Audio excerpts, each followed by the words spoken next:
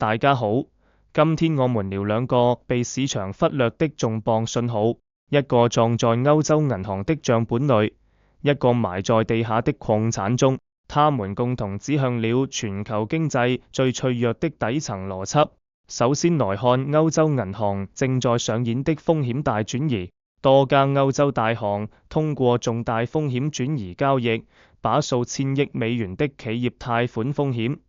打包買給對沖基金和各類投資者。表面上這是正常的資本優化，能釋放資金提升盈利，但本質上風險從來沒有消失，只是從監管嚴格的銀行表內轉移到了更不透明的私募對沖基金領域。數據很驚人，歐洲主要銀行涉及這類交易的企業貸款規模接近5000億美元，佔比從2022年的6.2%飆升至去年的11%。高增長的背後是銀行在提前防範壞賬風暴。當前利率高位運行，企業融資成本大增，現金流持續承壓，私人信貸違約率正在抬頭。更危險的是，大量違約風險被展期、重組、重新估值掩蓋，帳面看似平穩，真實風險卻在暗中累積。如今韓國、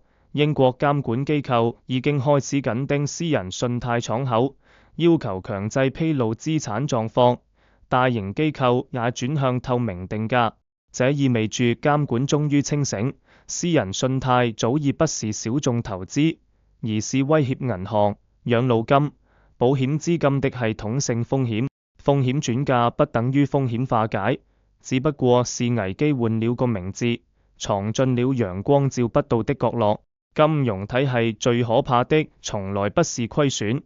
而是不知道虧損到底在哪。第二個核心危機是西方戰略關鍵礦產的供應鏈死穴，無論是人工智慧、醫療、國防，還是 A235 戰機、衛星系統，都離不開鈦、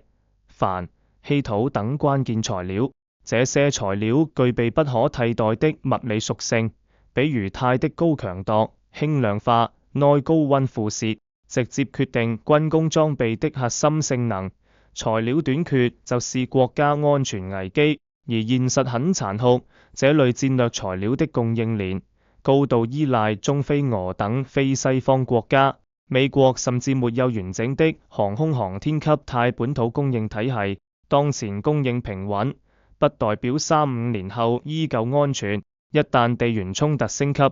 出口限制落地，西方的軍工與高端製造將直接被材料卡脖子。這也是美國、加拿大全力重啟關鍵礦產項目的原因。像 Saga Metals 這類企業，核心使命不是簡單礦，而是彌補北美最脆弱的供應鏈缺口，把地下資源對接國防與高端製造體系。把這兩件事合來看，邏輯高度一致。過去幾十年，西方不斷外包金融風險，外包工業基礎，外包關鍵材料供應。而現在利率走高，違約抬頭，地緣衝突加劇，這些被丟出去的風險正在全面回流。未來10年，決定勝負的不再是動聽的資本市場故事，而是現金流、核心資源和實體加工能力。資本可以開境流動，但礦石、工廠、軍工供應鏈無法憑空出現。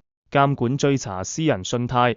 政府重建礦產鏈，不是巧合，而是舊秩序開始為過去的外包模式買單。看懂這一點，才能提前抓住下一輪風險與機遇。如果你想持續了解主流媒體很少講透的金融與產業底層真相，歡迎點讚、